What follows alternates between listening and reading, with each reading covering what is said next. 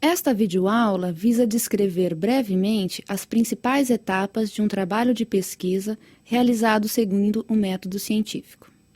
Basicamente, um trabalho de pesquisa pode ser dividido em 4 etapas. O tema e o problema a serem investigados são determinados por meio de um levantamento bibliográfico inicial, que é refinado e aprofundado quando o tema-problema já estiver bem definido e delimitado. O conhecimento adquirido com o levantamento bibliográfico e, possivelmente, com o desenvolvimento do trabalho, serve de base para a sua construção lógica que antecede a escrita. Assim, a última etapa consiste na documentação dos resultados e descobertas derivados das etapas anteriores. Veja que a etapa de desenvolvimento não será tratada nessa disciplina por ser algo bastante específico de cada trabalho, sendo, portanto, difícil de traçar diretrizes para ela. Todo trabalho de pesquisa inicia-se pela determinação do tema. Para tanto, entre as várias opções de temas existentes, é necessário selecionar um que atenda a critérios estabelecidos pelo próprio autor, como seu interesse pessoal, seu grau de escolaridade ou de conhecimento e a adequação do tema à sua área de formação ou de titulação pretendida. É importante escolher um tema que seja adequado ao orientador do trabalho. Critérios externos também devem ser considerados na escolha do tema, como a viabilidade de desenvolvimento do trabalho e a novidade e relevância do tema escolhido. Escolhido o tema, o próximo passo é delimitá-lo especificando exatamente qual parte será investigada e sob qual ponto de vista. Juntamente com a seleção e delimitação do tema, surgirá o problema a ser tratado. Vale lembrar que toda a argumentação e todo o raciocínio presentes em um trabalho científico visam apresentar a solução para um determinado problema. Para tanto, ele deverá ser formulado de modo claro, conciso e objetivo, não deixando margens a dúvidas. Porém, para que um problema relevante e viável para a investigação venha à tona, é necessário que haja conhecimento suficiente sobre o tema em questão. Esse conhecimento é obtido por meio dos questionamentos e reflexões derivados em um processo cíclico que envolve a criatividade, o senso crítico e o estudo.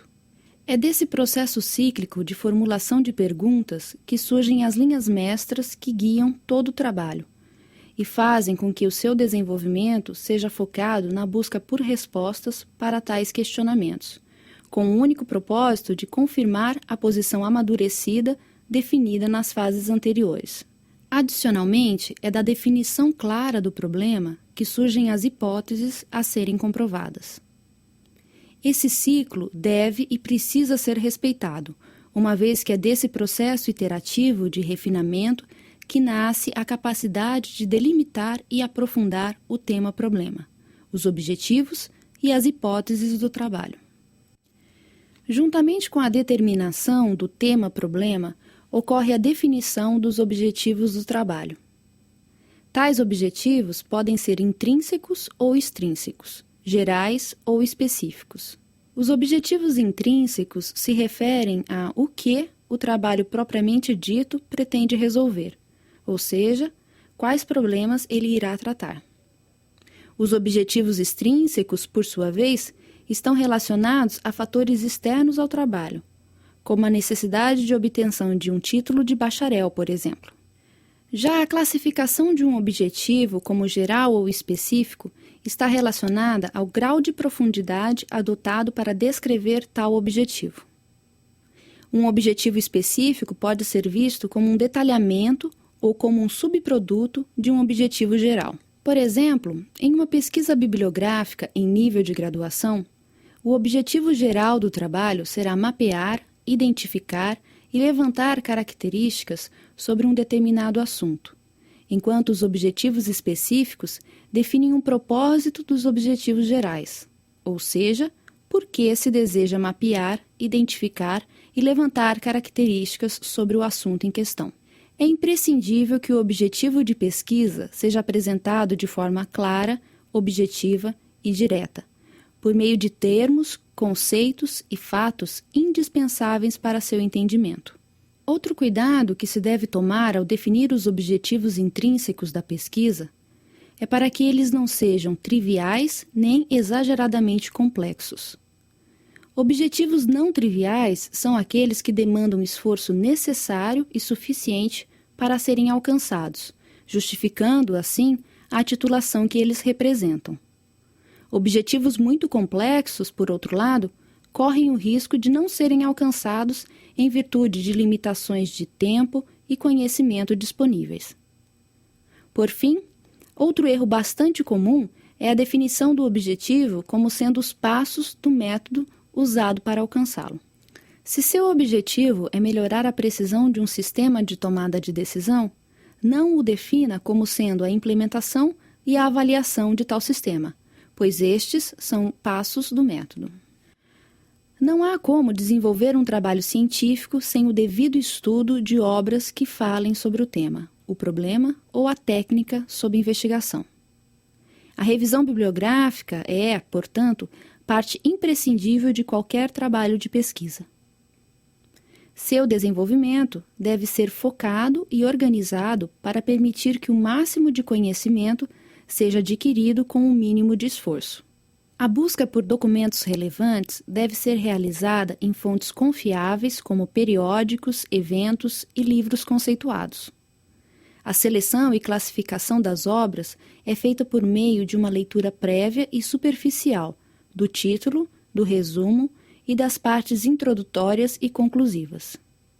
Inicialmente, devem ser buscados documentos mais abrangentes e recentes, e com o passar de algumas leituras, a busca é afunilada para obras mais específicas para o tema-problema escolhido. Durante toda a revisão bibliográfica, o espírito crítico deve ser praticado, questionando a validade das informações consultadas e não aceitando passivamente sua veracidade. Afinal de contas, saber formular perguntas é tão importante quanto encontrar as respostas. A busca por essas respostas é o que deve guiar a leitura das obras selecionadas. Para que esse processo seja o mais produtivo possível, todas as obras coletadas devem ser catalogadas e armazenadas com um apontamento das principais ideias, fatos e informações que contém. Dessas anotações é que surgirão os embasamentos teóricos, as justificativas, a explicação das técnicas e, consequentemente, as citações que preencherão o documento escrito. A estrutura lógica do trabalho sintetiza o conhecimento adquirido com a especificação, o estudo e, possivelmente, o desenvolvimento do trabalho. A organização do conteúdo a ser apresentado também é focada no objetivo do trabalho. Desse modo, é importante que o documento escrito não tenha apenas conteúdo que garanta sua qualidade, mas também que esse conteúdo faça sentido, ou seja, que as partes do documento final estejam conectadas e sejam apresentadas seguindo um fluxo lógico de raciocínio que comprove a hipótese. A construção lógica do trabalho deve guiar o leitor a concluir o mesmo que o autor, ou seja, que a hipótese inicialmente proposta foi comprovada como verdadeira ao final do trabalho. De modo geral, o trabalho científico pode ser dividido em 3 partes fundamentais: introdução, desenvolvimento e conclusão. A introdução deve contextualizar o trabalho, deixando claro para o leitor o que foi feito. Contudo, a introdução não deve apresentar uma descrição detalhada de como os resultados foram obtidos e quais conclusões foram tiradas. Esse conteúdo será apresentado nas partes subsequentes do documento. O conteúdo da introdução deve ser muito bem planejado para que garanta a clareza e a completude, sem excessos, necessárias para cumprir seu papel de introduzir o trabalho. Por isso ela, geralmente, é a última parte do documento a ser escrita. O desenvolvimento é a parte do trabalho na qual o autor discute os trabalhos relacionados estudados na revisão bibliográfica, descreve o método usado para se atingir o objetivo proposto e apresenta os resultados obtidos com experimentos de avaliação e análise. O desenvolvimento deve explicar os fatos, discutir as várias abordagens e demonstrar como a conclusão foi obtida. Por fim, a conclusão dá um fecho ao trabalho, comprovando que os objetivos e as hipóteses descritos na introdução foram atingidos ou verificados, com base no conteúdo apresentado no desenvolvimento. É na conclusão que o autor pode expressar seu ponto de vista a respeito dos resultados obtidos, indicar trabalhos futuros e divagar sobre os resultados esperados. A última etapa de uma pesquisa científica é a produção de um documento escrito que relate as demais etapas. Em muitos casos, esse documento é a única forma de comprovação e avaliação do trabalho desenvolvido. Em seu processo, deve ser considerada a construção lógica do trabalho, bem como as anotações realizadas durante a revisão bibliográfica, e os dados e análises derivados dos experimentos. A escrita científica deve priorizar a clareza acima de tudo e será tratada em mais detalhes no decorrer dessa disciplina.